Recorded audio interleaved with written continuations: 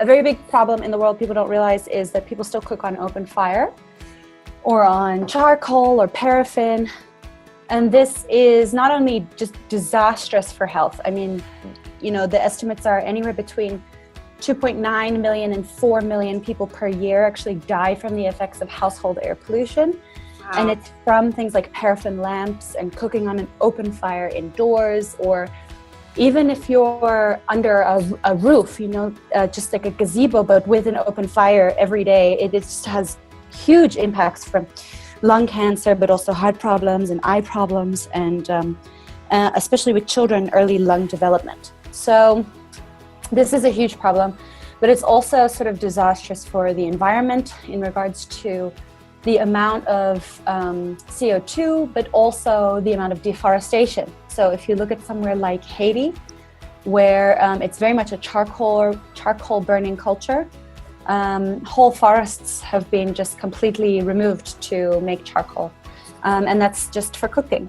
So what we did is we developed what our product's called the ACE1, and it burns almost anything, so any biomass, wood, sticks, twigs, but also agricultural waste like corn cob centers or cow dung, and it burns it without any smoke, so that we don't have the smoke that billows out of the households, and reduces the amount of fuel use significantly. So if you go from an open fire burning wood to burning wood in our stove, it reduces by around 70%.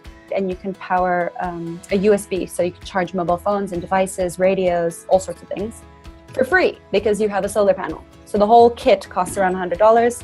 We actually lend the people money to buy it from us. So we work together with Kiva, which is a crowdsourced funding platform.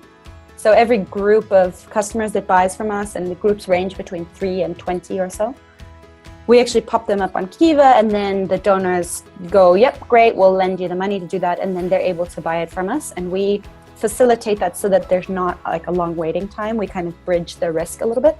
I have in-house sales teams that travel to the customer, they demo in villages, they do repairs there, they sell, they sign contracts, and a lot of this is covered by our Device Magic, which means that we can do it in a way that's much more efficient than anything that's being done in these kinds of developing markets before. Most of the time it's very like paper heavy and a lengthy, slow moving process, which means that you're not really able to get out to these customers in any sort of efficient way. And it makes it very expensive. So a lot of the time the larger organizations go out to do this, they don't adopt cool new tech because that's not the status quo, and then everything takes forever and it's very expensive and you have to hire 100 more people than you'd have to if you just do it a little bit more efficiently, which means that we can keep the price of the product down for the customer. A big part that was very appealing for me was like how easy it actually is to use Device Magic. Like it's all click and drag and it all makes sense, and if you have any questions, it's like 5 minutes and someone's there chatting to you, helping you fix it. So for me, that was really very positive. Yeah, I mean, there's a reason I like Device Magic so much because it just always works. And for any issue that I've ever had, there's a lot of attention for that as well, even though I'm sure we're maybe like a smaller customer. But yeah, I think part of it was with a lot of the alternatives is that it had to be customized for you by someone else. And if you didn't have that in-house knowledge, then it just became so expensive to be able to have someone sort of fix it for you. Whereas this is super intuitive, and I did it. I mean, I did it all in with the options that we had for the destinations, because it has its own database, but also I could send it to Google Sheets and stuff.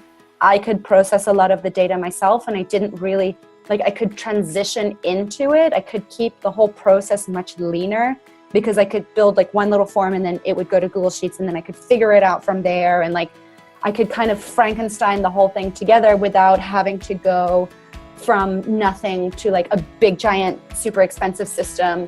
It just let me ease into it a little bit better.